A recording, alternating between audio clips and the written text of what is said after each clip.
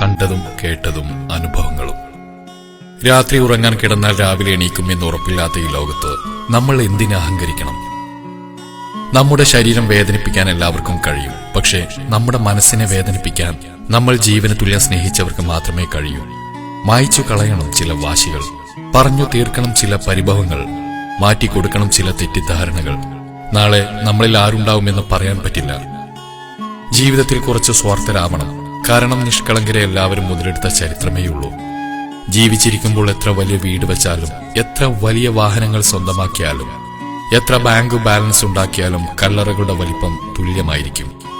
എളിമയോടെ ജീവിക്കുക, സഹായിക്കുക, സ്നേഹം നൽകുക.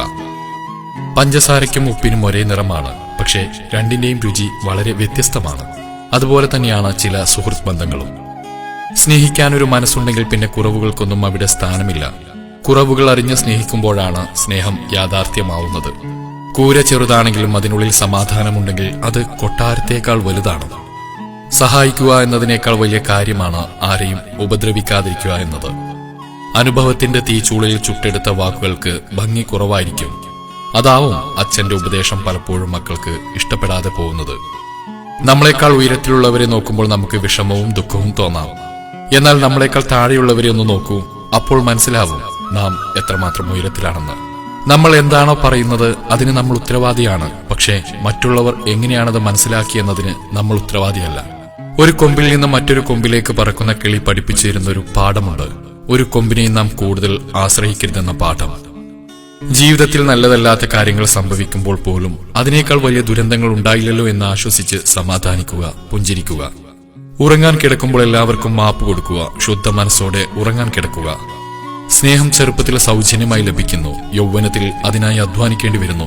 വാർദ്ധക്യത്തിൽ അതിനായി യാചിക്കേണ്ടി വരുന്നു. ബന്ധങ്ങൾ രണ്ടു തരമാണുള്ളത്. ചിലർ നിങ്ങളുടെ മുന്നിലെത്തുന്നത് ഒരു അനുഗ്രഹമായിരിക്കും, എന്നാൽ ചിലർ നമ്മൾക്കൊരു പാഠമായിരിക്കും. ചിരിക്കുന്ന മുഖങ്ങൾ സൂചിപ്പിക്കുന്നത് അവർക്ക് ദുഃഖമില്ലെന്നല്ല, മറിച്ച് അത് കാണിക്കാതിരിക്കാനും കൈകാര്യം ചെയ്യാനും അവർ പഠിച്ചിരിക്കുന്നു എന്നതാണ്. സ്വന്തം എന്ന് തോന്നുന്നവരോട് എന്തും നമ്മൾക്ക് സംസാരിക്കാൻ കഴിയും. എന്നാൽ വായിൽ നിന്നും പ്രതീക്ഷിക്കാതെ കേൾക്കുന്ന വാക്കുകൾ മനസ്സിൽ വല്ലാതെ മുറിവേൽപ്പിക്കും. ജീവിക്കാനുള്ള ഒരവസരവും പാഴാക്കരുത്. കാരണം ജീവിതം തന്നെ ഒരവസരമാണ്. ഒരു കാല് തെന്നി വീണാൽ തീരുന്ന ജീവിതത്തിന് എന്ത് ജാതി, എന്ത് മതം, എന്ത് നിറം. ശരീരത്തിൽ ജീവനുള്ളപ്പോൾ മുഖത്ത് നോക്കാൻ ആർക്കും സമയമില്ല. എന്നാൽ മരണപ്പെട്ടാൽ ആ മുഖം കാണാൻ തിരക്ക് കൂട്ടുന്ന മനുഷ്യർ. ഓർക്കുക, ജീവൻ പിരിഞ്ഞിട്ട് മുഖത്ത് നോക്കുന്നതിനേക്കാൾ നല്ലത് ജീവിച്ചിരിക്കുമ്പോൾ നിറമനസ്സോടെ മറ്റുള്ളവരുടെ മുഖത്ത് നോക്കി പുഞ്ചിരിക്കുന്നതാണ്. അനുഭവങ്ങൾ വലിയൊരു പാഠവും ജീവിതത്തെക്കാൾ വലിയൊരു വിദ്യാലയവും ഈ ഭൂമിയിലില്ല. ഒന്നോർക്കുക, പാവപ്പെട്ടവനും പണക്കാരനും 6 അടി മണ്ണ് മാത്രം നൽകുന്ന മരണമാണ് ഭൂമിയിലെ ഏറ്റവും നല്ല ഭരണാധികാരി. എല്ലാവർക്കും എപ്പോഴും ആയുരാരോഗ്യ സൗഖ്യങ്ങൾ നേർന്നുകൊണ്ട് സ്നേഹപൂർവ്വം.